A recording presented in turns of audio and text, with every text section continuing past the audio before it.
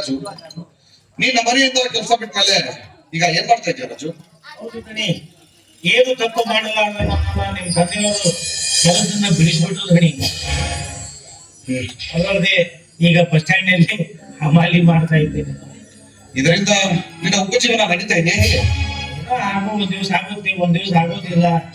ಹೀಗಿರುವಾಗ ನಾನು ನನ್ನ ತಂಗಿ ಸ್ವಲ್ಪ ಮಟ್ಟಿಗೆ ಹಾಯಾಗಿ ಜೀವನ ಮಾಡ್ತಾ ಇದ್ದೀವಿ.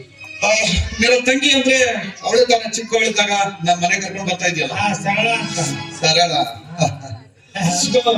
ಬಾಲ್ಯದಲ್ಲಿ ಕೂಡಿ ಆಡಿದ ಸವಿ ನೆನಪು ನಮಗಿದೆ ಧಣಿ. ಸಂತೋಷ. ಹೇಗ್ ಮರೆಯಕ್ಕಾಗುತ್ತೆ ರಾಜು? ಕೂಡಿ ಆಡಿದ ನೆನಪುಗಳನ್ನ, ಕೂಡಿ ನಡೆದ ನೆನಪುಗಳನ್ನ ಹೇಗ್ ಮರೆಯಕ್ಕಾಗುತ್ತೆ ಹೇಳು? ಅಂದಾಗೆ ನಮ್ಮ ರಿಸಲ್ಟ್ ಏನಾಯ್ತು ಧಣಿ? ರಾಜು, ನಾನು ಫಸ್ಟ್ ಕ್ಲಾಸ್ ಅಲ್ಲಿ ಪಾಸ್ ಆಗಿದ್ದೇನೆ ರಾಜು. ಫಸ್ಟ್ ಕ್ಲಾಸ್ ಅಲ್ಲಿ ಪಾಸ್ ಆಗಿದ್ದಕ್ಕೆ ಈ ಬಡವಣಿ ಏನಾದರೂ ಕಾಣಿಕೆ ಬೇಕು ಅಂತ ಕೇಳ್ತಾ ಇದ್ದೀಯ? ನನಗೂ ಕಾಣಿಕೆ ಕೊಡೋದಕ್ಕೆ ಇಷ್ಟ ಇದೆ, ಆದ್ರೆ ನಮ್ಮಪ್ಪ ತಂದೆಯವರ ಸ್ವಭಾವ ನಿನಗೆ ಗೊತ್ತಲ್ಲ. ನಾನು ಮನೆಗೆ ಹೋದ ತಕ್ಷಣ ನನ್ನ ಎಲ್ಲ ಚೆಕ್ ಮಾಡ್ಬಿಡ್ತಾರೆ. ಸ್ವಲ್ಪ ದುಡ್ಡು ಏನಾದ್ರು ಕೊಡ್ತೀನಿ ಬೇಕಾ? ಧಣಿ, ದುಡ್ಡು ಕೊಟ್ರೆ ಇನ್ನು ಕೆಲವೇ ಕ್ಷಣದಲ್ಲಿ ಖರ್ಚಾಗಿ ಹೋಗುತ್ತೆ. ನೆನಪುಳಿಯುವಂತ ಕಾಣಿಕೆ ಕೊಟ್ಟಿದ್ರೆ ಒಳ್ಳೆಯದಿತ್ತು ಅಂತ ಹೇಳಿ. ಹಾ ರಾಜು, ನನ್ನ ಸ್ನೇಹಿತ ಮಗಳ ಮದುವೆಗೆ ಅಂತ ಒಂದು ಸೀರೆನ ಖರೀದಿ ಮಾಡಿದ್ದೆ.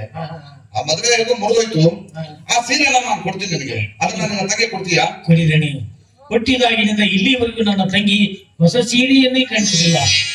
ಅವರಿವರು ಕೊಟ್ಟ ಹರಗು ಚಿಹ್ನೆಯನ್ನು ಹುಟ್ಟು ಕಾಳಜಿ ಹಾಕ್ತಿತ್ತು ನನ್ನ ತಂಗಿ. ಇವತ್ತು ತಾವು ಕೊಡುವ ಈ ಸೀರೆಯನ್ನು ನೋಡಿದ್ರೆ ಅದೆಷ್ಟು ಸಂತೋಷ ಪಡ್ತಾನೋ ಏನು ನನ್ನ ತಂಗಿ. ಧಣಿ, ಈ ನಿಮ್ಮ ಉಪಕಾರವನ್ನ ಯಾವ ಕಾಲಕ್ಕೂ ಈ ತರದ ದೊಡ್ಡ ಮಾತೆಲ್ಲ ಬೇಡ ರಾಜು. ನೋಡು, ಅದರಲ್ಲೇ ಒಂದು ಕೆಂಪು ಸೀರೆ ಇದೆ, ಅದನ್ನ ತಗೊಂಡು ಹೋಗು.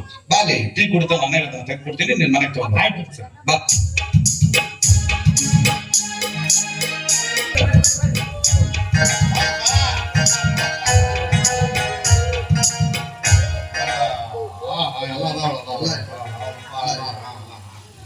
ಮತ್ತಪ್ಪ ಆರಾಮಾಗಿರಿಲ್ಲ? ನೀವೇಗಿದ್ರಿ? ನಿನ್ನ ಪರೀಕ್ಷೆ ಹಂಗಾತಪ್ಪ? ಅಪ್ಪಾಜಿ, ನಾನು ಫಸ್ಟ್ ಕ್ಲಾಸ್ ಅಲ್ಲಿ ಪಾಸ್ ಆಗಿದ್ದೀನಿ. ಗೌಡ ಮಕ್ಕಳು ಮತ್ತ ಫಸ್ಟ್ ಕ್ಲಾಸ್ ನೇ ಪಾಸ್ ಆಗಬೇಕು ಒಂದು, ಎಲ್ಲ ಥರ್ಡ್ ಕ್ಲಾಸ್ ನೇ ಫೇಲ್ ಆಗಬೇಕು ಒಂದು. ಇರ್ಲೇ ನನ್ನ ಮಗ ಪಾಸ್ ಆಗ ಮತ್ತಪ್ಪ ಆರೋಗ್ಯವಾಗಿದೆಯಲ್ಲ? ಆರೋಗ್ಯವಾಗಿದ್ದೀನಿ ಎಲ್ಲ ನಿಮ್ಮ ಆಶೀರ್ವಾದ. ಏನಿಲ್ಲ, ಈಗ ಬಹಳ ಲಾಂಗ್ ಜರ್ನಿ ಮಾಡ್ಕೊಂಡ್ ಬಂದಿ, ಸ್ವಲ್ಪ ರೆಸ್ಟ್ ಮಾಡ್ತೀನಿ ಒಳಗೆ ಹೋಗಿ. ಸರಿ ಅಪ್ಪಾಜಿ. ಯಾಕಪ್ಪಾಜಿ ನೀವೇಂದ್ರೆ ಇಷ್ಟೊಂದು ತಗೊಂಡಿದ್ದೀರಿ? ಏನಿಲ್ಲಪ್ಪ, ಈ ಹೊಸದಾಗಿ ಫಂಕ್ಷನ್ ನೋಡ್ಸ್ಕೊಂಡಿ ಎಷ್ಟು ಆಸ್ತಿ ಐತಿಲ್ರಿ, ಇಷ್ಟೆಲ್ಲ ಗಳಿಸಿಟ್ಟಾರಲ್ಲ. ಇದು ಆದ್ಮೇಲೆ ಮತ್ತೆ 3 ಎಕರೆ ಪಡಭೂಮಿ ತಗೊಂಡಾರ. ಹೌದಾ ಅಪ್ಪಾಜಿ? ಅದು ಊರಾಗ ಯಾವ ಬಿತ್ತ ಅವ್ರಿಗೆ ನಮಗ ಅವ್ರು ಹಂಗ ಏರ್ಸಾಕತ್ತಿ ಬಿಟ್ರ. ಅದು ಲಕ್ಷ 2 ಲಕ್ಷ 3 ಲಕ್ಷ 4 ಲಕ್ಷ ನಾ ಏರ್ಸ್ಲಿಲ್ಲ. ಒಂದ ಮಾತು ಹೇಳಿದೆ ಅವ್ರಿಗೆ, ನೀವ್ ಎಷ್ಟು ಲಕ್ಷ ಒದರ್ತೀರ ಒದರ್ರಿ, ಅದ್ರ ಮೇಲೆ 1 ಲಕ್ಷ ನಮ್ದು ಹೀಗಾಗಿ ಯಾವತ್ ಬಿದ್ದು ತಗೊಂಡಪ್ಪ ಅಂತ. ಇನ್ನೊಂದು ಭಾರಿ ವಿಷಯ, ಅದಕ್ಕೆ ಪಂಪ್ಸೆಟ್ ಕೊಂಡ್ರೆ ಸರ್, ಪಂಪ್ಸೆಟ್ ಅದ್ರ ಹೆಸರು ಚಂಚಲಸ್ಕರ್ ಅಂತೀವಿ. ಏನ್ ಕೆಲವೊಂದು ಅವ್ರ ತಮ್ಮನ ಕಂಪ್ನಿ ಪಂಪ್ಸೆಟ್ ಕೊಡ್ರಿ ಸರ್. ಹೊಸ ಪಂಪ್ಸೆಟ್ ನ ಅದು ಚಂಚಲೋಸ್ಕರ್ ಹೊಲಕ್ಕೆ ನೀವು ಹಾಸ್ತಾ ಇದ್ರಿ. ನೀವು ಚಂಚಲೋಸ್ಕರ್ ಮಗ ಇಟ್ಟ ಹೆಸರು ಅದಕ್ಕೆ ಬ್ಯಾರೆ ಐತಿ. 3 ಇಂಚಿನ ಪೈಪ್ನ್ಯಾಗ 6 ಇಂಚ್ ನೀರ್ ಹಾಕಿ ನೀರ್ ಹಾಸಿ ನಮ್ಗೆ ಸ್ವರ್ಗ ಎಡ್ಲಿ ಬಿಡಪ್ಪ, ನಡಿ ಅವ್ನ ಮಗ ಹಂಗ ಹೊರಗ ಅಂತಾನ. ಆಯ್ತು ಅಪ್ಪಾಜಿ, ನೋಡಿ ನಾನು ನಿಮ್ಗೆ ಬಂದಾಯ್ತು, ನೀವು ಮನೇಲಿ ಕುತ್ಕೊಂಡು ರೆಸ್ಟ್ ಮಾಡಿ. ಇನ್ನು ನಾನೆಲ್ಲ ಮಕ್ಕಳಿಗೆ ನಾನೇ ನೀರು ಕೊಡ್ತೀನಿ.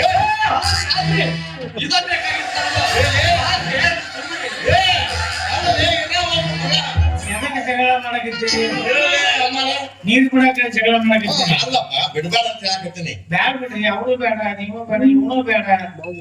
ನಾ ಅದನ್ನ ಖಾಲಿ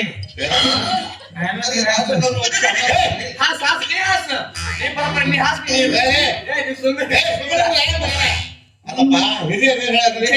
ಆಳ ಮಾಡಿದ ಹಾಳು ತಾಳು ಮಾಡುದು, ತಮ್ಮ ಮಗ ಮಾಡುದು ಮಧ್ಯಮ ಅಂತ ಹೇಳ್ಯಾರ. ಹೌದು, ಆ ಮಗ ಕಲ್ಸಿ ಸೇರ್ ಮಾಡವ.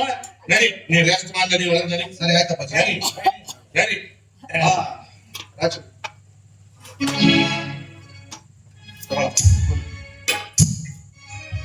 ಏ ಬಾರ್ನೆ ರಾಜೇ, ಏ ಬಾರ್ ಹೋಗ್ತಾರೆ ಗೊತ್ತಾಗ ಏ ರಾಜ, ಗೌಡ್ರು ಕರೆಯಕತ್ತಾರ, ಬಾಲೆ.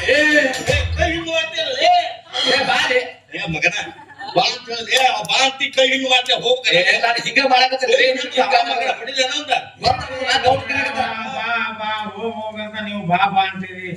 ಏನ್ ನನ್ನ ಚಾವಿ ಕೊಡೋ ಕಮ್ಮಿ ಮಾಡಿದ್ರೆ ಮಗನ ನಮ್ಮ ಮೀಟ್ನಾಗ ದುಡಿಯಾಕಿದ್ದಲ್ಲ ಏನಲ್ಲ ಯಾಕೆ ಕೊಟ್ಟ ಅವಾಗ ₹100 ಬಿಡ್ರಿ. ಬಸ್ಟಾಗ ಬ್ಯಾಗ್ ತಗೋದು ರೂಪಾಯಿ ಅಲ್ಲಿಂದ ಇಲ್ಲಿವರೆಗೂ ಬಂದಾರ, ಬರೀ ₹100 ಮರ್ಯಾದೆ ಪ್ರಶ್ನೆ ಏನಲ್ಲ ಗೌಡ್ರು ಮರ್ಯಾದೆ ಆಗ್ಬೇಕು. ಹೌದಲ್ಲ ಹೌದು ಹೌದಲ್ಲ ಗೌಡ್ರಿ, ಗೌಡ್ರ ನನ್ನ ದುಡಿಮೆಗೆ ತಕ್ಕ ಪ್ರತಿಫಲ ಸಿಕ್ಕಿದೆ. ಇಲ್ಲ ಇದು ಅನ್ಯಾಯ ಆಗತ್ತಲ್ಲ ದುಡಿಮೆಗೆ ₹100 ಅನ್ಯಾಯ ಅಲ್ಲ ಮತ್ತೆ ನೀವೇ ಸಾವಿರ ಸಾವಿರ ಇನ್ನು ₹900 ಕೊಟ್ಟಿದ್ರಿ. ಗೌಡ್ರ ಎಷ್ಟು ಕೊಡ್ಬೇಕಂತ ಮಾಡ್ರಿ ನೀವು? 1000 ಅಲ್ಲ, ಇನ್ನು ₹900 ಕೊಟ್ಬಿಡ್ರಿ. 500 ಬೇಡ, ಈಗ ಒಂದು 5 ತರಿ. ₹500 ಯಾರು ಗಣಿ ₹100 ಮಗ ಬಸ್ ಸ್ಟ್ಯಾಂಡ್ ಒಂದು ಬ್ಯಾಗ್ ₹100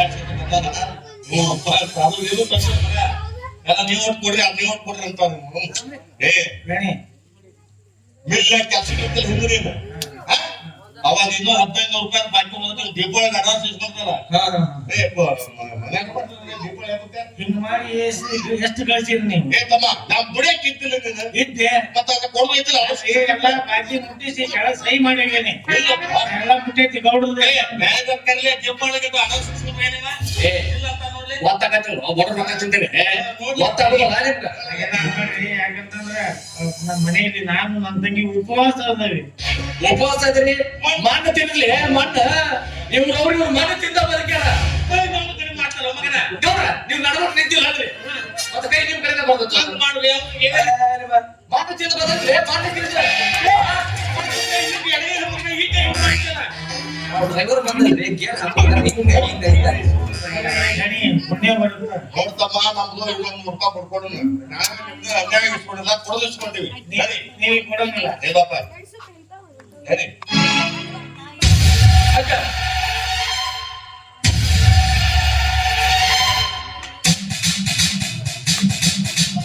ಏನು ನಿನ್ನ ತಾಯಿ ನಿಮ್ ತಾಯಿ ಎಷ್ಟು ಒಳ್ಳೆ ಒಳ್ಳೆದ್ರು ಅಂದಾಕಿ ಹೊಟ್ಟೆಗಿಂತ ತಾಯಿದ ಅಂದಂಗ ಆತ್ ನನಗೆ. ಹೆಂಗ್ರಿ ಕೊಡ್ತೀನಿ ಮತ್ತೆ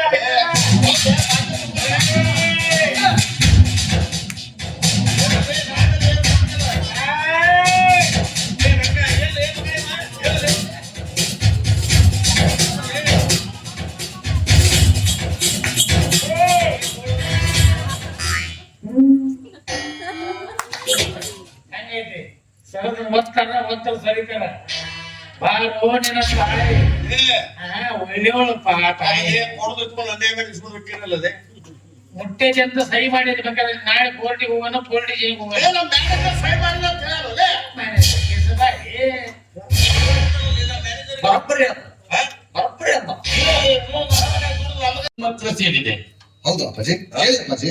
ಏನಿಲ್ಲಪ್ಪ ನಿನಗೆ ಆದಷ್ಟು ಮದುವೆ ಮಾಡ್ಬೇಕಂತ ಏನು ಮದುವೆ ಮಾಡ್ಬೇಕಂತ ವಿಚಾರ ಮಾಡ್ತಾರೆ. ಅಪ್ಪಾಜಿ ನಿಮ್ ಇಷ್ಟ ಹೇಗಿರುತ್ತೋ ಹಾಗೆ ಮಾಡಿ ಅಪ್ಪಾಜಿ. ಹೇಳಿಲ್ಲ ಮ್ಯಾನೇಜರ ನಮ್ಮ ಮಗ ನಮ್ಮ ಮಾಡ್ತಾರ ಅಂತ ಹೇಳ್ತಿಲ್ಲ ನಿಜ ನೋಡ್ರಿ, ಮತ್ತೆ ನೀವ್ ಹೇಳ್ದಾಗ ನಿಮ್ಮ ಮಗ ಶ್ರೀರಾಮಚಂದ್ರ ಮತ್ತೆ ಕಣ ಮಾಡುದು ಆದಷ್ಟು ಬೇಗ ಒಳ್ಳೆ ಹುಡುಗಿ ನೋಡಿ ಮದುವೆ ಏರ್ಪಾಟ್ ಮಾಡೇ ಬಿಡೋಣ. ಅಷ್ಟೇ ಮಾಡೋದು ಮ್ಯಾನೇಜರ್, ಮದುವೆ ಹುಡುಕೋ ಜವಾಬ್ದಾರಿನ ನೀವೇನ್ ತಗೋಬೇಡಿ. ಹುಡುಗಿನ ನಾನೇ ನೋಡಿದ್ದೀನಿ. ಯಾಕಂದ್ರೆ ಏನ್ ಮಾತಾಡ್ತಿಲ್ಲ ಈ ಸೌಖ್ಯ ಮಾತಾಡೋದು ನಿನ್ನೆ ಹುಡುಗಿ ನೋಡ್ಕೊಂಡು ಮದುವೆ ಆಗ್ತದೆ ಅಂತ ಧೈರ್ಯ ಆಗ್ತಿಲ್ಲ ಏನ್ರಿ ಮಾಡ್ತಾರೆ ಮಗ ನನಗೆ ಏನ್ರ ಮಾತಾಡಕತ್ತದಲ್ಲ ಅಲ್ಲ ನೋಡ್ರಿ, ನೀವ್ ಹೇಳಿದ್ರಲ್ಲ ನನ್ನ ಮಗ ಹಾಗೆ ಹೀಗೆ ನಾನು ಕೇಳಕ್ಕೆ ದಾಟದಿಲ್ಲ. ಶ್ರೀರಾಮಚಂದ್ರ ಹೇಳ್ತಾ ಇದ್ರಿ ಕಲಿಯುಗದ ಮಾತ್ರ ಯುಗದ ರಾಮನು. ಹೋಗ್ಬಿಡಿ, ನೀವೇಕಷ್ಟು ಬೇಸರ ಮಾಡ್ಕೊಳ್ತೀರಾ?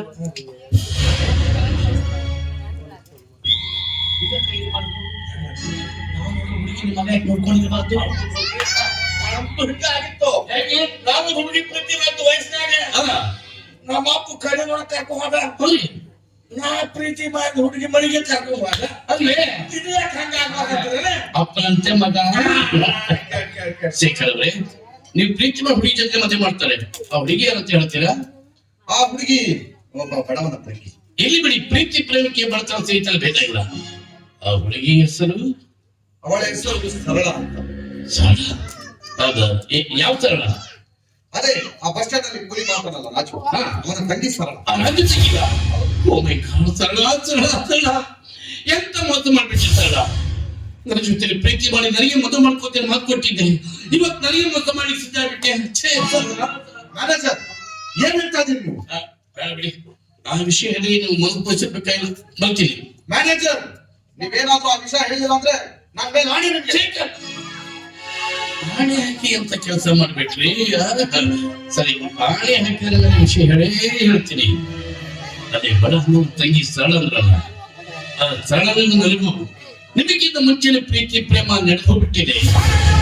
ಅಷ್ಟೇ ಅಲ್ಲ, ದೇಹ ಸಂಬಂಧ ಕೂಡ ಮುಗಿದು ಬಿಟ್ಟಿದೆ.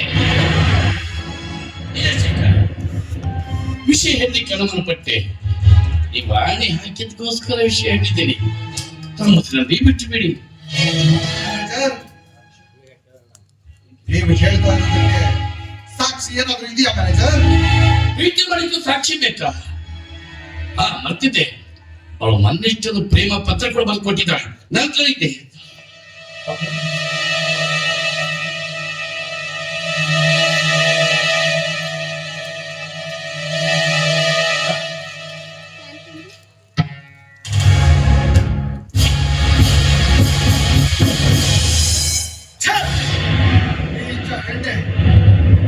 ನನ್ನ ಪ್ರೇಮ ದೇವತೆ ಅಂತ ತಿಳಿದಿದ್ದೆ. ನೋಡಪ್ಪ, ಟೆನ್ಷನ್ ಮಾಡ್ಕೋಬೇಡ. ಅವಳು ಹೋದ್ಲೇನಂತಲೇ ಆ ಹುಡುಗಿ ಹೋದ್ರೆ ಹೋಗಳಕ್ಕ ಅವ್ರು ತಂದು ಮದುವೆ ಮಾಡ್ತೀನಿ. ಹಂಗಪ್ಪ, ಅವ್ರು ಅಂತಕ್ಕೆ ಹೋಗಿ ಅಂತ ಚಂದ ಹುಡುಗಿ ತತ್ ಮಾಡಿ ನೀವು ತಲೆ ಕೆಡಿಸ್ಕೊಂಡ್ರಿಪ್ಪ. ನಡಿ. ಅಪ್ಪಾಜಿ, ನನಗೆ ಈ ಜನ್ಮದಲ್ಲಿ ಮದುವೆ ಬೇಡ.